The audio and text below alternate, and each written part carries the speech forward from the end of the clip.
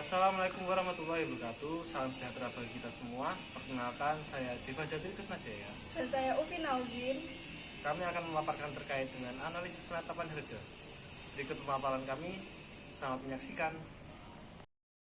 Tujuan pembuatan video ini adalah untuk memenuhi tugas mata kuliah ekonomi kreatif yang diampu oleh Bapak Abdul Rahman, PhD. Harga merupakan salah satu elemen dari baruan pasar. Harga adalah satu elemen terpenting dari strategi pemasaran sebuah perusahaan. Harga penting bagi pemasar karena hargalah yang membuat pendapatan dan keuntungan bisnis tetap hidup. Kebijakan penetapan harga. Yang pertama, mempertahankan kelangsungan hidup.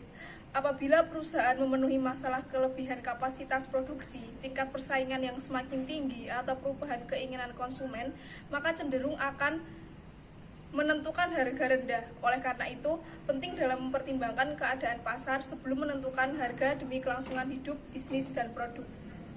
2. Mengejar keuntungan. Perusahaan dapat menentukan harga yang bersaing untuk mendapatkan keuntungan yang optimal. Yang ketiga, pertumbuhan penjualan yang maksimum. Perusahaan dapat menetapkan harga yang rendah pada pasar sasarannya untuk meningkatkan jumlah penjualannya. Yang keempat, merebut pangsa pasar.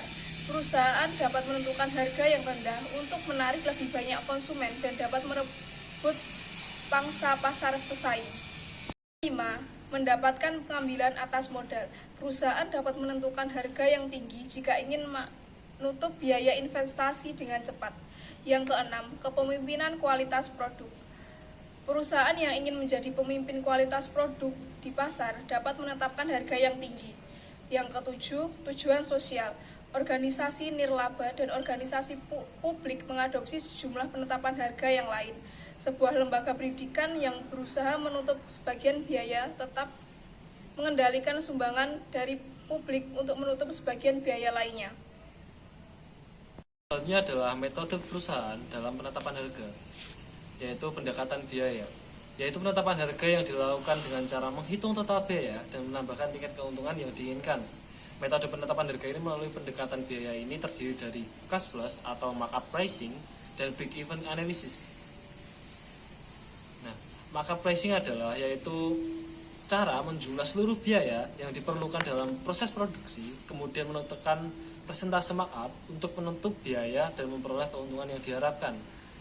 Sedangkan break even analysis atau analisis peluang pokok yaitu metode untuk menentukan jumlah unit barang yang harus dijual sehingga total pendapatan yang diperoleh sama dengan total biaya yang dikeluarkan.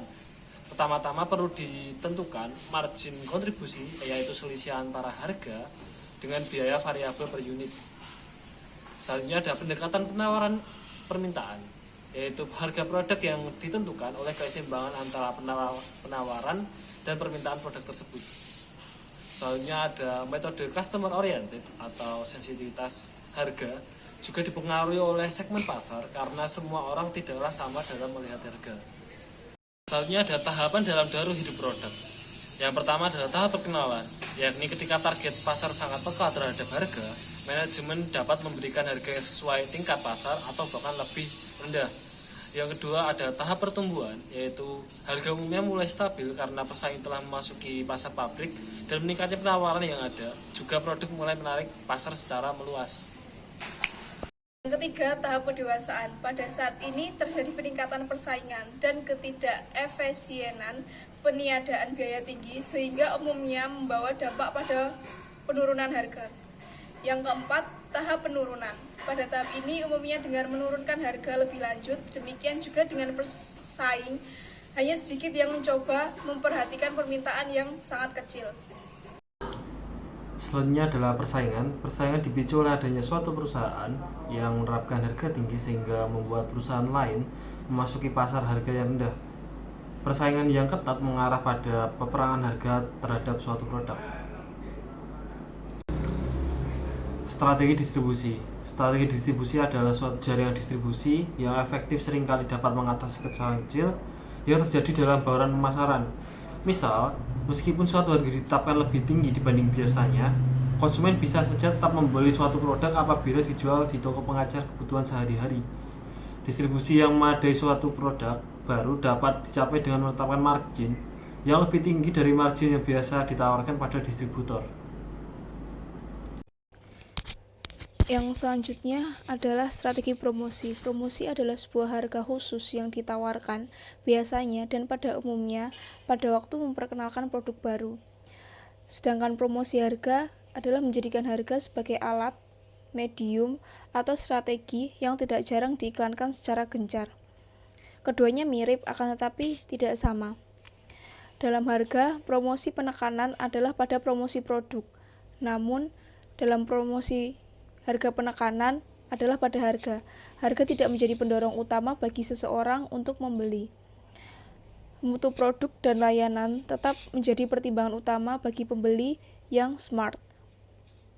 Namun, praktik harga promosi dalam promosi harga tidak bisa dihindarkan, khususnya dan apalagi pada customer produk dengan jumlah pesaing yang banyak.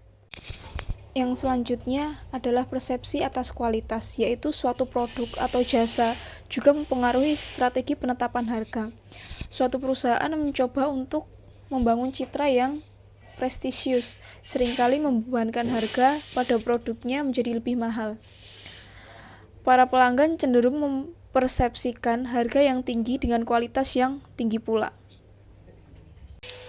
Adapun dampak internet dan extranet. Dampak internet sebagai jaringan tanpa kabel dapat menghubungkan orang, perusahaan, para penjual, calon pembeli di seluruh dunia. Jaringan ini memungkinkan para pembeli dapat cepat dan mudah membandingkan sejumlah produk dan harga sehingga menjadikan mereka mempunyai posisi tawar-menawar yang lebih baik. Adapun dampak extranet atau jaringan kerja pribadi yang diciptakan sejumlah perusahaan untuk menghubungkan mereka dengan para pemasok dan pelanggan mereka, sehingga memungkinkan penanganan persediaan biaya dan permintaan setiap waktu dan menyesuaikan dengan harga secara cepat.